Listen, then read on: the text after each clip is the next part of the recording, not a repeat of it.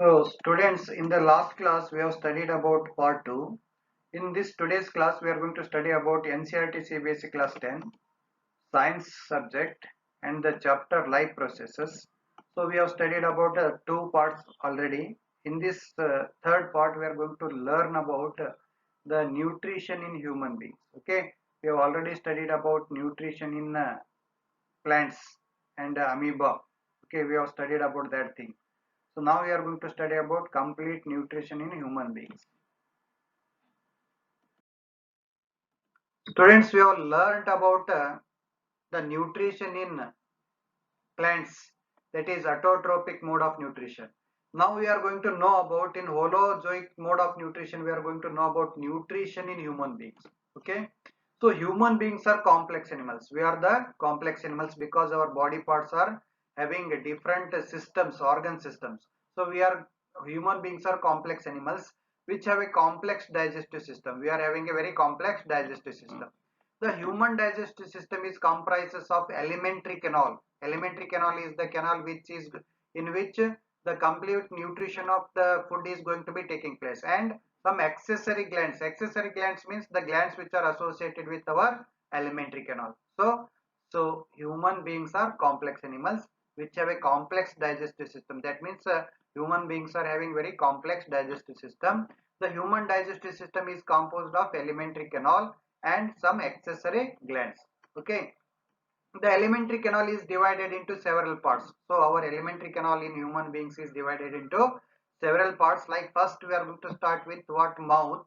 Second one esophagus, stomach, small intestine, large intestine, rectum and anus. So these are the parts which are going to be present in our alimentary canal. And also our alimentary canal is associated with some accessory glands. That means the glands which are going to be related with alimentary canal. So those are also we are going to be studying this nutrition in human beings.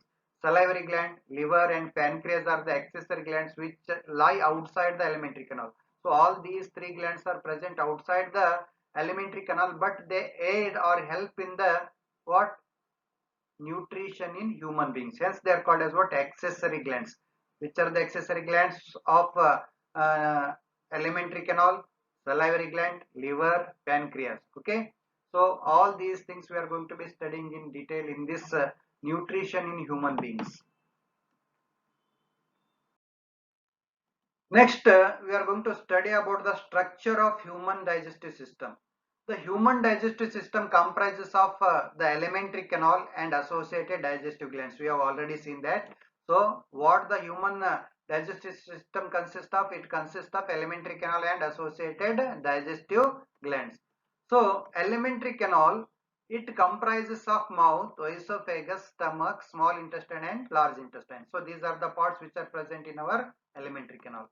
And the associated glands, main associated glands which are associated with our alimentary canal are salivary gland, gastric glands which are present in our stomach, liver and pancreas. So these are the associated glands which are present or associated with our alimentary canal.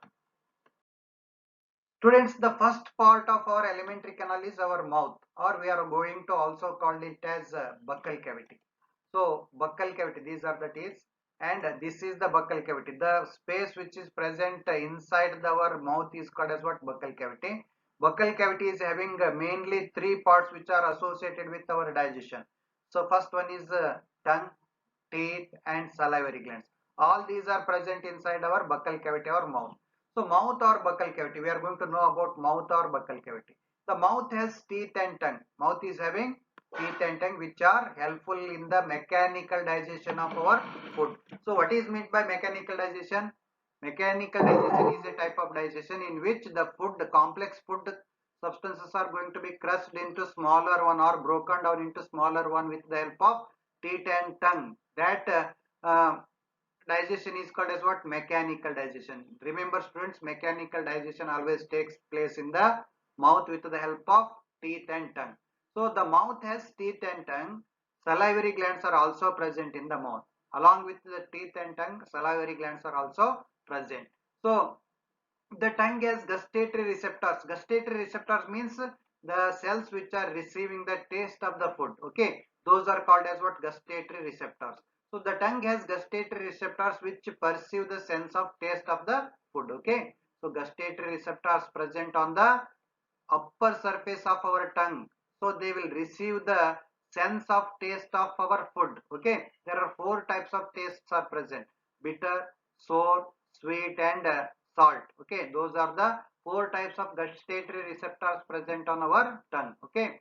So the tongue helps in turning over the food so that saliva can be properly mixed in it. Okay. Tongue not only helps in the secretion of saliva, but it also helps in turning over the food in between the teeth, and it also aid in mixing it with the saliva properly. Okay. The teeth help in breaking down the food into smaller particles so that swallowing of food becomes easier. So the teeth which are present in our mouth help in the breaking down of the complex food substances into smaller food substances so that swallowing of food becomes easier. If we try to swallow the complex food substances directly, they are going to be what? They are going to be uh, sticking inside our what? Throat. Okay.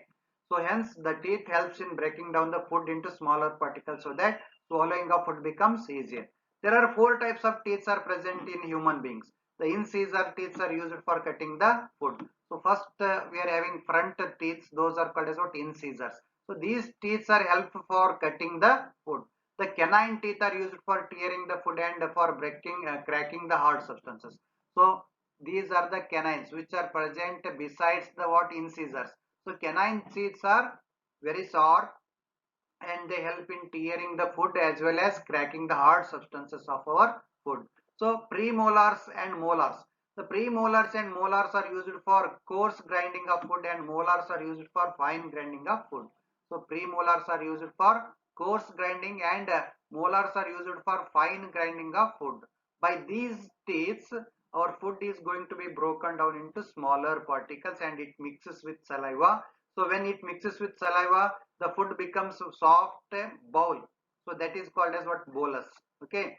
So what is bolus? Bolus is the bolus is the type of food when it mixes with saliva and forms a soft bowl like structure. So that structure of food is called as what? Bolus. Okay. So this is about what? Structure of our mouth and functioning of our mouth. So there are two types of digestive systems are going to be digestions are going to be taking place in our mouth. First one is mechanical digestion. Second one is what? Chemical digestion. Mechanical digestion is with the help of teeth and tongue, and chemical digestion is with the help of saliva.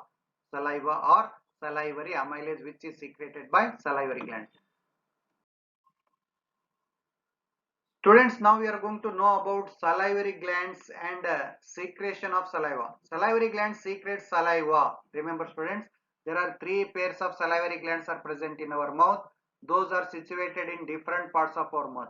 One pair is situated below our tongue. Second pair is present on the sides of our what? Jaws. And third one is on the upper part of our buccal cavity. So there are mainly three pairs of salivary glands are present. Okay. So saliva makes the food slippery. Okay, salivary gland secretes saliva, which makes the food slippery, which makes it easy to swallow the food. Saliva contains a very important enzyme known as salivary amylase or ptyalin. Salivary amylase digests starch and converts it into sucrose or maltose. So remember friends, what is the function of salivary amylase? Salivary amylase breaks down the complex starch that is called as carbohydrate, that is called as starch. Starch is broken down into sucrose and maltose with the help of what? Saliva. So today science paper is there. So in that paper they have asked the question related to this only. So a person is chewing the chapati in his mouth for a long time. Chapati without any recipes or without any sabzi or ಯಾವುದೇ ಪಲ್ಯದ ಜೊತೆ ತಿನ್ನದೆ is only chewing the what? Chapati in his mouth for a long time. After long time he is feeling the sense of what? Sweet. What is the reason? Give scientific reason. So when we chew the chapati for long time in our mouth, the salivary amylase which is present in our saliva converts the starch which is present in chapati to sucrose and maltose. Sucrose and maltose are sweet in taste. Remember students, sucrose and maltose are sweet in taste. But starch is what? It is tasteless. Starch is tasteless, but sucrose and maltose are sweet in taste. Hence, when we chew starch in our mouth for a long time, we are having the sense of sweet taste. Okay, so that is the answer. Okay, so salivary gland secretes saliva. Saliva makes the food slippery, which makes the food to swallow easily. Saliva also contains the enzyme salivary amylase or taurine. Salivary amylase is also called as what? Taurine. Salivary amylase digests starch and converts it into sucrose and maltose. So students, after the mouth, we are going to go for the second part of our alimentary canal, that is called as what? Oesophagus. Oesophagus. Remember, the pronunciation is oesophagus. ಕನ್ನಡದಲ್ಲಿ ಇದಕ್ಕೆ ನಾವು ಅನ್ನನಾಳ ಎಂದು ಕರೆಯುತ್ತೇವೆ. Okay. Oesophagus is the second part of our canal, alimentary canal. So you are going to observe the diagram also. This is our complete alimentary canal. This is our complete alimentary canal. This is the 3D diagram of our alimentary canal. So alimentary canal, in alimentary canal, this small pipe which connects our what? Throat to our stomach. This is stomach. Above the oesophagus, what is present? Our what? Throat is present. So that throat is connected to our stomach with the help of a pipe. That pipe is called as what? Oesophagus. Remember. So the muscular pipe, it is a oesophagus is a muscular pipe. Muscular structure made up of contractile muscles. Contractile, that means it has the capacity to contract and relaxation. Okay. So contractile muscles and C-shaped cartilages. In this, what are present? In this oesophagus, C-shaped cartilages are present. Okay. So which connects epiglottis of our throat to the stomach is called as what? Oesophagus. Remember, what is oesophagus? Oesophagus is a muscular pipe-like structure made up of contractile muscles and C-shaped cartilages which connects epiglottis of our throat to the stomach is called as what? Oesophagus. It is about 25 centimeter in length. So how much the length it is having? It is having 25 centimeter in length. Helps in taking food from mouth to stomach. It helps in the passage of food from mouth to our tongue. So the food passes from our mouth to tongue through the pipe known as oesophagus. Okay, helps in taking food from our mouth to stomach by peristaltic movement. So remember students, this movement is very important, peristaltic movement. So they are going to ask what is peristaltic movement. It has no glands. I will explain about give the definition of peristaltic movement afterwards. First you can listen the structure of what oesophagus. It has no glands. In oesophagus there are no glands are present which are associated with what? Digestive system. Okay, alimentary canal. It has no glands, but the cells of this will secrete mucus. So on the inner side of this oesophagus there are cells are present. So these cells are going to be secreting mucus like substance. Mucus andre lole anta padartha. Okay, mucus like substance which aid in easy movement of bolus from our mouth to stomach. So that mucus helps in the easy movement of bolus. Bolus means it is a small soft food particle. Okay, so that will move from our mouth to stomach with the aid of or help of the mucus which is present in the inner wall of what? Oesophagus. Okay, so then what is meant by this peristaltic movement? It is the movement of bolus through esophagus with upward and downward movement of what? Muscles and C-shaped cartilages. The food is going to be pushed downwards. That movement is called as what? Peristaltic movement. Remember students, the food always moves from our mouth to stomach through esophagus with the what type of movement? Peristaltic movement. Okay, it is a wavy movement. You can stop for a while and you can swallow your saliva in your what? Throat. You can observe that in your throat you are having what? Wavy movement of muscles and C-shaped cartilages. Okay, now you can swallow your what? Saliva. You can observe, you can feel that movement. Okay, so it is the 25 centimeter length. It helps in taking food from a mouth to stomach by peristaltic movement. It has no glands. It is a oesophagus is not having any glands, but the cells of this will secrete mucus. So remember students, what is the function of this mucus? This mucus helps in or aids in the easy movement of bolus from mouth to stomach. So this is about the structure of what? Esophagus. So peristaltic movement, I have given the definition also here. So rhythmic contraction of muscles of the lining of alimentary canal to push the food forward is called as what? Peristaltic movement. Remember student, rhythmic contraction. Rhythmic contraction of muscles of the lining of the alimentary canal. So this alimentary canal, through all this alimentary canal, the rhythmic contraction of muscles is going to be taking place. Due to that, what happens? The food is going to be moving forward. Okay.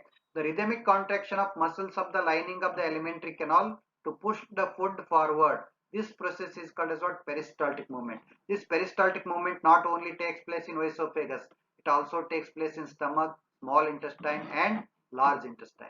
So due to this, the food moves forward.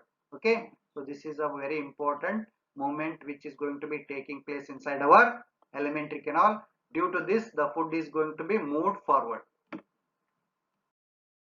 Students, next we are going to know about our stomach. After esophagus, we are having another important part of our alimentary canal, that is stomach. Okay, so stomach is a bag-like organ. It is a bag, contractile or elastic bag-like structure. So when food is present, it is going to be what? Expanding. When there is no food, it is going to be relaxing. Okay, it is a elastic bag like structure. Stomach is a bag like organ. Highly muscular walls of the stomach help in churning the food. So it is made up of highly muscular walls. This muscular walls helps in the churning of food. Churning of food means it is going to be mixing correctly with all the enzymes and hydrochloric acid and mucus of the stomach. Okay, churning ಕನ್ನಡದಲ್ಲಿ ಇದಕ್ಕೆ ಕಡಿಯುವಿಕೆ ಮಂಥನ ಅಂತ ಹೇಳಿ ಕರಿತೀವಿ ನಾವು. Okay, highly muscular walls of the stomach help in churning of the food. So the walls of the stomach secrete hydrochloric acid. The walls of the stomach secrete what? A acid known as hydrochloric acid. Remember, it is very important. Why it will secrete hydrochloric acid? Because hydrochloric acid kills the germs which may be present in the food. Okay, so this is not only function of hydrochloric acid. It will makes the medium of stomach what? Acidic. Okay, so because why it is making the medium acidic? Because stomach also secretes two enzymes. Those two enzymes are working only in the acidic medium. Remember, it is very important. The two enzymes which are going to be secreted by the stomach is are pepsin and renin. Renin and pepsin. So these two enzymes will only work on the food substances only in acidic medium. Hence, our stomach, when food reaches to our stomach, first it starts secreting hydrochloric acid. Okay, so this hydrochloric acid not only kills the microorganisms which are present in the food, but also makes the medium of the stomach acidic. Okay, moreover, it makes, that means hydrochloric acid makes the medium inside the stomach as acidic. The acidic medium is necessary for gastric enzymes to work. The two gastric enzymes are pepsin and renin. These two enzymes will only work in the acidic medium. Remember, which are the two gastric enzymes? Renin and pepsin. So they will work only in which medium? They will work only in acidic medium. Hence, our stomach is going to be secreting hydrochloric acid. The enzyme pepsin secreted in the stomach does partial digestion of protein. Okay, there are two types of gastric enzymes are present in our stomach, secreted by our stomach. Those are pepsin and renin. So pepsin is does the partial digestion of protein. So it will not digest completely protein, only partial part of the proteins are going to be digested. Okay, that is going to be aided by what? Pepsin. Okay, so next we are going to, in the next future slides, we are going to see about what are the functions of pepsin, how they are going to be working. So then the mucus secreted by walls of the stomach. Remember, stomach secretes three secretions. First one is hydrochloric acid. Second one is digestive enzymes, okay, or gastric enzymes. Third one is mucus. The walls of the inner walls of the stomach are going to secrete mucus. So secreted by the walls of the stomach saves the inner lining of the stomach from getting damaged from hydrochloric acid. So hydrochloric acid is acidic in nature. If there is no mucus, the walls of the digestive tract, that is stomach, are going to be damaged by the acidic nature of hydrochloric acid. Hence, the mucus secreted by the walls of the stomach protects the walls of the stomach by what? Hydrochloric acid. Okay, so that is very important. So remember students, the walls of the stomachs are going to be protected by hydrochloric acid by which substance? Mucus. This mucus is secreted by the walls of the stomach. So these are some things which are related to what? Information about stomach. Okay. Okay. After stomach, we are going to know about another important part of our alimentary canal, that is small intestine. Okay. Small intestine. Small intestine is having three parts. So from starting here to here up to here, it is the small intestine. It is small, highly coiled structure which is going to be present in between the what? Large intestine. This surrounding part is called as what? Large intestine. It starts from end of the stomach to the beginning of the large intestine. Okay, so now we are going to know about small intestine. Small intestine, it is highly coiled tube-like structure of about 20 feet in length. Remember students, are you going to believe this? It is of 20 feet in length. How much it is coiled, you can imagine. Okay, it is 20 feet in length. So the length of this small intestine goes on increasing in the herbivorous and goes on decreasing in the carnivorous. Okay, what is the reason? I will explain afterwards. So it is highly coiled tube-like structure of about 20 feet in length. In adult human beings, it is of about 20 feet in length. It is the longest part of our alimentary canal. Which is the longest part of our alimentary canal? Small intestine is the longest part of our alimentary canal. So it is the longest part of our body only. Okay, now which is the longest organ of our body? The longest organ of our body is small intestine. The small intestine is longer than the large intestine. It is longer than the large intestine, but its lumen is smaller than that of the large intestine. The lumen means the space which is present between the two walls. Okay, that lumen or hole which is present inside the small intestine is smaller than that of what? Large intestine. But length is greater than that of what? Large intestine. The small intestine is divided into three parts like duodenum, jejunum and ileum. So this part is called as what? Duodenum. So this part, inner part which is present in between the duodenum and the ileum, the part of small intestine which is present in between the duodenum and ileum is called as what? Jejunum. And the end part of the small intestine which joins to the large intestine is called as what? Ileum. So there are three parts. The small intestine is divided into three parts. Those are duodenum, jejunum and ileum. To know about first part of our small intestine, that is duodenum. Okay, so this is our alimentary canal. So this part which I have mentioned or labeled is called as what? Duodenum. So remember student, it is the first part of small intestine which connects small intestine to stomach. So this part connects the stomach to small intestine or small intestine to stomach. The part which connects small intestine to stomach is called as what? Duodenum. It is the first part of small intestine. After food mix with stomach acid, they move into the duodenum. After mixing the acid with the food moves into what? Duodenum. It will, after mixing the food with acids and enzymes of the gastric enzymes, it will start moving into the small intestine, where they mix with bile from the gallbladder and digestive juices from the pancreas. So in this part only, duodenum is receiving the bile juice from gallbladder and digestive juices from pancreas, pancreatic juice. We are going to call it pancreatic juice from what? Pancreas. This portion only receives. So this portion is connected with what? Gallbladder as well as what? Our pancreas. Here two parts are. On one side gallbladder is present and the another side is pancreas is present, and liver is also present here. Okay. So these are the three associated glands which are connected to our alimentary canal. Okay. After food mix with stomach acid, they move into the duodenum. The food moves into the duodenum, where they mix with bile. The food is going to be mixing with bile and of the gallbladder and the digestive juice from the pancreas only in the duodenum. Remember, where bile juice and pancreatic juices are going to be mixing with food in small intestine, means it is duodenum. Okay.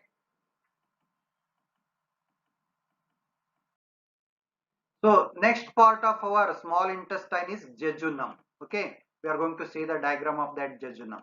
So jejunum is present in between the duodenum and ileum. Okay, this is the middle portion of our small intestine, which is completely present in between the what? This large intestine. It is highly coiled portion. It is highly coiled portion of what? Small intestine. The jejunum is the second part of small intestine in humans and most higher vertebrates, including mammals, reptiles and birds. Okay, so it is the second part of small intestine, not only in human beings but other most vertebrates, higher vertebrates, including all the mammals, reptiles and birds. Okay, this jejunum is also present in all these animals. Okay. The main function of the jejunum is absorption of the important nutrients such as sugars, fatty acids and amino acids. Remember, sugars are the simplest form of what? Carbohydrates. Fatty acids are the simplest form of fats and lipids, and amino acids are the simplest forms of proteins. Okay, all these are going to be absorbed only in the part of what? Jejunum. Okay, the absorption of sugars or glucose, fatty acids and amino acids takes place in the jejunum. That means the digestion is also digestion of carbohydrates, then digestion of fats, digestion of lipids are going to be completely taking place in the what? Small intestine only. Hence, the absorption also going to be taking place in the small intestine. Remember, all the today only they have asked the complete digestion of carbohydrates, fats and lipids is going to be taking place in which part of our digestive system. They have given four options: small intestine, large intestine, stomach and esophagus. So what is the answer, students? The answer is going to be what? Small intestine. In which part of small intestine it is going to be? Jejunum. Okay. The main function of jejunum is the absorption of important nutrients such as sugars, fatty acids and amino acids. Okay. So these are related to what? Jejunum. And the third in jejunum only, inside the inner walls of the jejunum or inside the inner walls of our small intestine, small finger-like projections are present. Villi are the small finger-like projections present on the inner walls of the jejunum and helps to increase the surface area available for the nutrient absorption. Okay, so how these villi are looking like, I will show you a diagram. So what are villi? Villi are the small finger-like projections present on the inner wall of the jejunum or small intestine. You can write small intestine, and helps to increase the surface area available for nutrient absorption. So throughout the 20 feet complete small intestine, so inner wall of the small intestine is made up of microvilli and villi. So these are one smaller than 1 mm in size. Okay, smaller than 1 millimeter in size, and they will finger like projection and helps in the absorption of nutrients, smaller nutrients or simpler nutrients which are going to be digested in our small intestine. And each villi is surrounded with a number of small blood vessels. Those are called as what? Capillaries. Okay. So villi contains tiny blood vessels. Each villi is surrounded by tiny blood vessels called capillaries that allow nutrients such as sugars, amino acids to be absorbed directly into the bloodstream. These capillaries will absorb, first villi will absorb the nutrients from our what? Small intestine. Then these villi are going to be storing these what? Nutrients. After that, the capillaries which are going to be surrounding the villi will absorb those nutrients and then send them directly into the bloodstream. From bloodstream, all the nutrients are going to be transported to different cells of our body where it is needed. Okay, so these are the villi, structure of villi. These are present in the walls of what? Small intestine.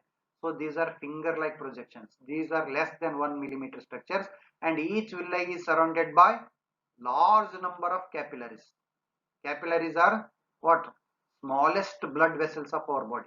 Okay, they are surrounding, each villi is surrounded by blood capillaries. These capillaries will absorb nutrients from villi. First villi will absorb the nutrients, and then blood vessels will absorb these what? Nutrients through the process of osmosis, and then they will send directly them into the bloodstream. from bloodstream, all the nutrients are going to be different cells of our body where it is necessary for production of energy. So for the growth of our body, for then repair of our body parts. So for all these we need what? Nutrients. Those are going to be transported with the help of bloodstream. So this is about the structure of what? Jejunum and the function of jejunum and villi. Remember, villi are the small finger-like projections present on the inner wall of a small intestine. What is the function of villi? They will increase the surface area of small intestine and helps in the absorption of nutrients. Okay, so a very important point in this what? Small intestine. Okay. Students, next we will see the next part or third part of our small intestine, that is ileum. So ileum is the part which connects small intestine to, so end part of the small intestine which connects to large intestine. Okay, from here it is going to be beginning, large intestine is beginning. So here the portion of small intestine is called as what? Ileum. So ileum is the final section of small intestine where it joins the large intestine. Okay, so after the complete digestion and absorption of food by the small intestine, the ileum pushes the undigested food into the large intestine by peristaltic movement of intestinal muscles. So intestinal muscles are there. So after complete digestion, some food is remaining which is undigested. That undigested food is going to be pushed by this ileum to what?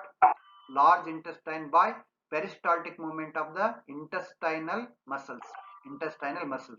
These intestinal muscles push the undigested food to what? From ileum to large intestine. So this is about what? Small intestine, students. Remember, students, the length of the small intestine depending upon the nature of food what the organisms are going to be taking place. Okay, this is about small intestine. It is how much long in human beings? It is 20 feet long in adult human beings. Okay, so the length of the small intestine depends on the type of food they consume in different animals. Different animals are having different food habitats. Okay, okay, for different food habits. Okay, along on the basis of that the length of the small intestine is going to be depending. Okay, so in herbivores, that means plant eating animals, in herbivores the small intestine is very long because they consume cellulose rich food, because all the plant products which are going to be containing cellulose as a raw material or nutrient, which is a complex carbohydrate. Cellulose is a complex carbohydrate. Okay, cellulose rich food which is uncooked. Okay, all most of the herbivores are eating uncooked food. Okay, so that food contains cellulose rich food which takes much time to digest, but it is narrower in carnivores because they consume the meat, and the meat is easily digested. They consume the meat and meat is going to be easily digested because meat contains glycogen. Okay, glycogen is going to be easily digested than that of cellulose, and cellulose takes much more time than that of digestion of meat. So herbivores are having what? Large or long intestine when compared to carnivores. Okay, so this question is going to be asked so many times. Okay, so they are not going to direct class, they are going to give example. Tiger is having small in tiger the length of the small intestine is very narrow or short, but in giraffe it is very long. Why? The reason, give reason. Because giraffe is a herbivorous animal, it is eats cellulose rich food which takes more time to digest, but tiger eats only meat, so meat is going to be easily digested in the digestive tract. Hence tiger is having short small intestine and giraffe is having long intestine, small intestine. So next, the small intestine is the place where carbohydrates, proteins and fats are fully digested. Remember, I have already explained this.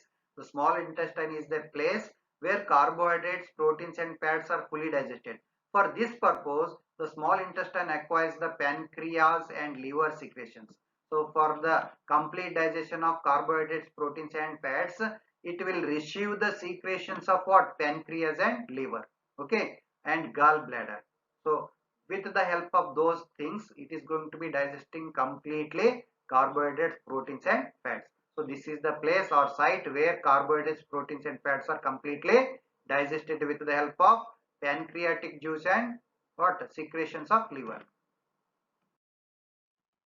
So food from the stomach is acidic in nature. The food which is present in our stomach is acidic in nature. For the action of pancreatic enzyme, it should be alkaline in nature. Okay. So when it reaches the small intestine, for the action of pancreatic enzymes, pancreatic juice contains pancreatic enzymes. For the action of pancreatic enzymes, it should be alkaline in nature. So the food should be converted into alkaline. Hence, the bile juice from the gallbladder makes it alkaline. Gallbladder secretes when the food reaches the acidic food reaches to small intestine or duodenum of the small intestine.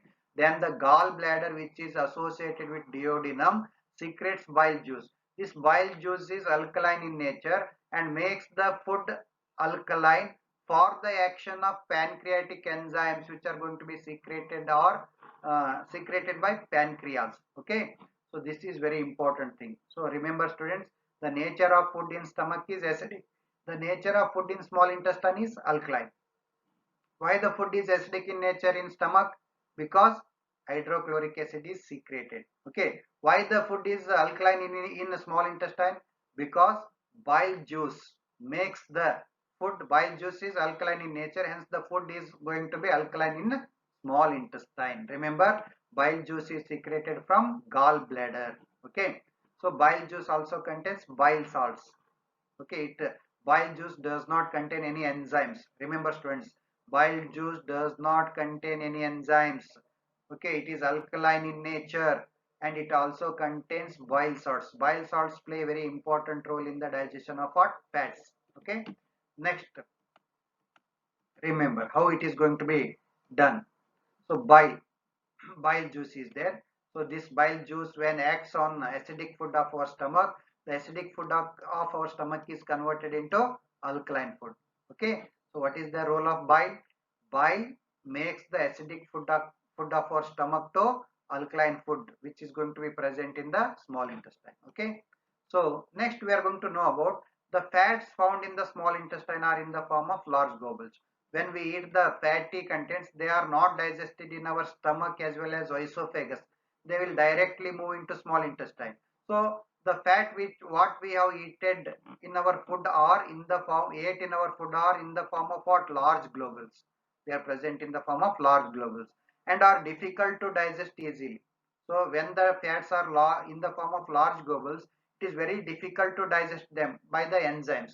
Hence, the bile salts which are present in the bile, okay, bile juice, the bile salts present in the bile juice breaks down the large globules of fat into small globules for the action of pancreatic lipase. Remember, this is an enzyme which is present in pancreatic juice. Okay, pancreatic secretion. Okay, so the bile salts present in the bile juice breaks down large globules of fat into small globules for the action of pancreatic lipase. This process is called as what? Emulsification. Very, very important, students. What is emulsification? Emulsification is the process in which the bile salts present in the bile juice breaks down large globules of fats into small globules for the action of pancreatic lipase. This process is called as what? Emulsification. Okay. So now we are going to know how it is going to be taking place. So this is the bile juice which contains bile salts. Okay. So when this bile salts acts on the what? Large globules of fat. These are the large globules of fats which are going to be present in our food. Okay. These are going to be converted into small globules which are going to be easy for the digestion of by the pancreatic lipase. Okay. So this process is called as what? Emulsification. The conversion of large globules of fats into small globules by the action of bile salts present in the bile juice is called as what? Emulsification. Okay, so these are called as what? Large globules of fat and these are small globules of fat. So this is about emulsification. Okay, it is very important one. Remember students, this chart is very important. Okay, very, very important for objective questions as well as IIT questions, JEE and NEET questions. Okay, so the secretion of our alimentary canal and their function and the enzymes which are present in the secretion. First we are going to look about the organ. of alimentary canal is mouth. So mouth contains which gland? Salivary gland. So salivary gland secretes which enzyme? Salivary amylase. Okay, which enzyme is present in saliva? Salivary gland secretes saliva which contains an enzyme known as salivary amylase. What is the function of salivary amylase? It converts starch into sugar or maltose, sucrose or maltose. Okay, this is the first one. Then stomach. There is no glands are present in esophagus. Second part is esophagus, but there are no glands are present in esophagus. So next part is stomach. Stomach is in stomach which glands are present? Gastric glands are present. Okay, these gastric glands will secrete three secretions. First one is hydrochloric acid. Remember, hydrochloric acid is not an enzyme. Okay, it is the secretion acid. Then pepsin is an enzyme. Then another is mucus. Mucus is not also an enzyme. It is a secretion. Okay.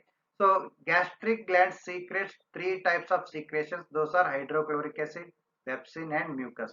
The function of hydrochloric acids are it kills harmful bacteria that enters with the food and makes the medium alkaline for the action of what? Pepsin. Not alkaline. Here we have to say that it is what? Acidic. Okay. Makes the medium acidic for the action of what? Pepsin. Then what is the function of pepsin? The function of pepsin, it digests proteins to proteases. Okay, what is the action of pepsin? It acts on the proteins and digest them partially to proteases. Proteases are peptides. It converts proteins to peptides or proteases. Okay, and what is the function of mucus? Mucus protects the inner lining of stomach from corrosive action of hydrochloric acid. So this is the function of what? Mucus. Then small intestine. It is very important.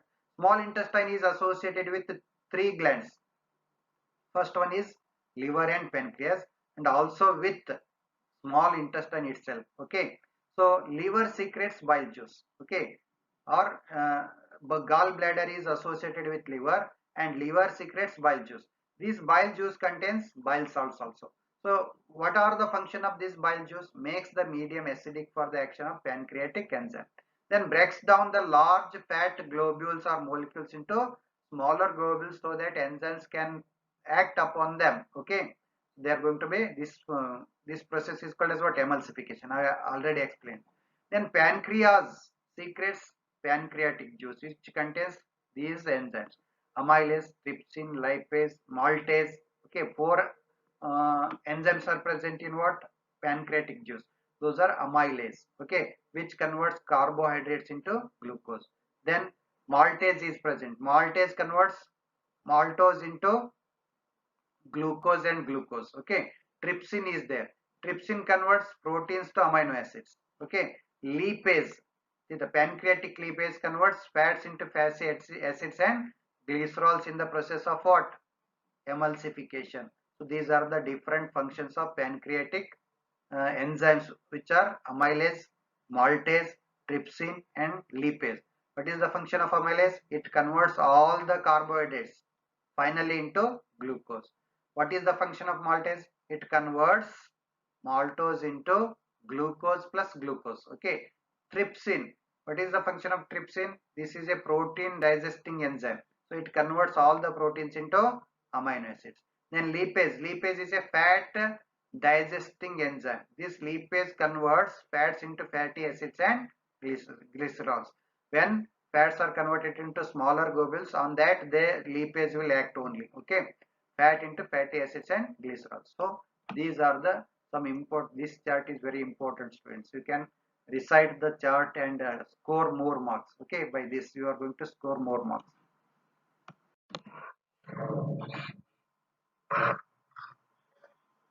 Yes, who is that?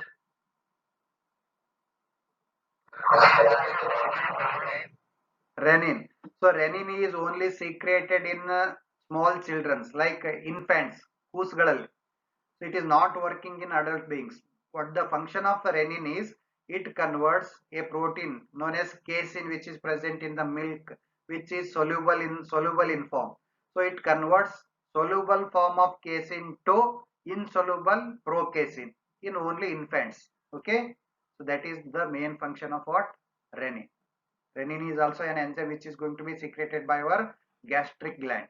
So renin and pepsin. Okay. So next, students, we are going to know about large intestine. Okay. So large intestine in human is about 5 feet long. This is the small intestine. The part which surrounds the small intestine completely is called as what? Large intestine. It is 5 feet in length. Okay. It has two regions, colon and rectum. It is having two regions. So this is colon. This complete portion is called as what? Colon. And this is the rectum where the undigested food is going to be stored. Okay. It has two regions, colon, it is about 1.5 meter, and rectum, which is 10 centimeter length in adult beings. Okay. So the region of large intestine after ileum is called as colon. So here, this portion where ileum joins the large intestine. So this region is called as what? Colon. So this is about 1.5 meter in length. Okay. So the region of the large intestine after ileum is called as colon, while the last part of the large intestine is called as what? Rectum. This part is called as what? Rectum, where the undigested food is going to be stored. So colon has three regions, as ascending colon, transverse colon, and descending colon. So this is ascending colon.